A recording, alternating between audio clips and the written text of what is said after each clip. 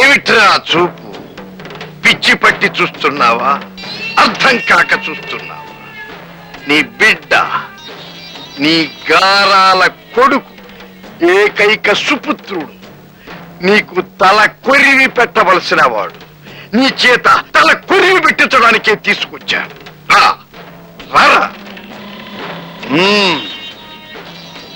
నువ్వు పెద్ద మనిషివా? సంఘంలో అవినీతిని కుళ్ళను బయటపెట్టే నిజాయితీ పరుడువా? అయితే చెప్పు, చెప్పరా, వీణ్ణెందుకు చంపాను చెప్పు. తెలుసు, వీడే నా చెల్లెలి జీవితాన్ని నాశనం చేశాడని నీకు తెలుసు. ఆ వార్త ప్రభుత్వానికి తెలియజేయకుండా నీకున్న పలుకుబడితో, డబ్బుతో న్యాయాన్ని, చట్టాన్ని కొనేసావని నాకు తెలుసు. అందుకేనా ఏ న్యాయస్థానం ఇవ్వలేని తీర్పును నేనిచ్చింది. కొడుకు అబద్ధం చెబితే నాలుక కోసేయాలిరా, దొంగతనం చేస్తే చెయ్యి నరికేయాలిరా. అదిరా బాధ్యత గల తండ్రి చేయవలసిన పని. అంతేకాని వాడు చేసిన మెదపనులన్నీ సమర్థించే నీలాంటి తండ్రుల్ని నరికి ముక్కలు చెయ్యాలిరా, పోగులు పెట్టాలిరా, ముక్కలు చెయ్యాలి.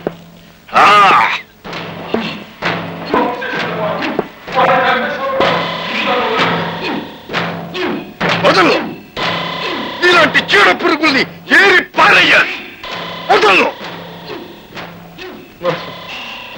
నాకేం తెలియదు, నీకు అన్యాయం చేసిన వాడు స్వామి శంకరయ్య. మీ అమ్మని చంపింది కూడా వాడే. కావాలంటే నా దగ్గర ఆధారాలు ఉన్నాయి.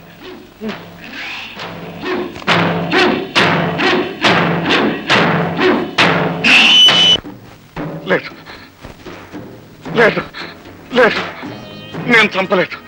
నేను చంపలేదు. ఆవేశంలో అవి ఏమేమి అంది, నేను ఆవేశంలో మెడపట్టుకున్నాను, అంతే, చచ్చిపోయింది. లేకపోతే నా చేతులారా నా భార్య నేను చంపుకుంటాను. నీ భార్య అంటే నువ్వు? అవును బాబు, నేను నీ తండ్రిని బాబు, నేను నీ తండ్రిని. ఎప్పుడో చేసిన ఒక తప్పుకు గాను నిన్ను నాకు దూరం చేసిందన్న కోపంతో ఈ పని చేశాను బాబు. కేవలం నీకోసం చేశాను బాబు. నిజం బాబు, నా మాట నమ్ము. ఆ భగవంతుని మీద ఒట్టు.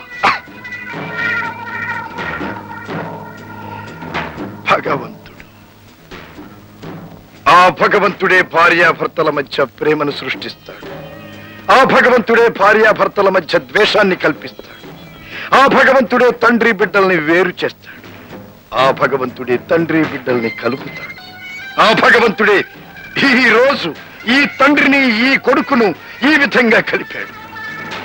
కాని చరిత్రలో ఇక ముందు ఇటువంటిది జరగకుండా ఏ తండ్రి కొడుకు ఇలా కలుసుకోకుండా, ఏ తండ్రి ఏ కొడుకు చేతిలో ఇలా కుక్క చావు చావకుండా నన్ను సృష్టించాడు. నువ్వొక స్వామీజీ, ఇదొక ఆశ్రమం, ఇక్కడ జరిగేవి పూజలు. బాబు బాబు, నేను తప్పు చేశాను. అదే తప్పు నువ్వు చేస్తావా? నీ కన్న తండ్రిని నువ్వు చంపుతావా? వద్దు బాబు, వద్దు బాబు.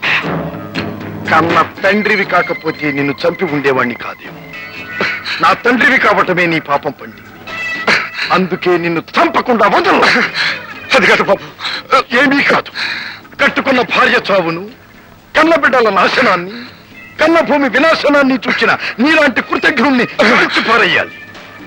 నా తల్లిని చంపినందుకు కాదు, దేశానికి ద్రోహం తలపెట్టినందుకు, ప్రభుత్వం కళ్ళు కప్పి తప్పించుకున్నందుకు, ఈ పగటి వేషం కట్టి ప్రజల్ని మోసం చేసినందుకు నిన్ను వదలను.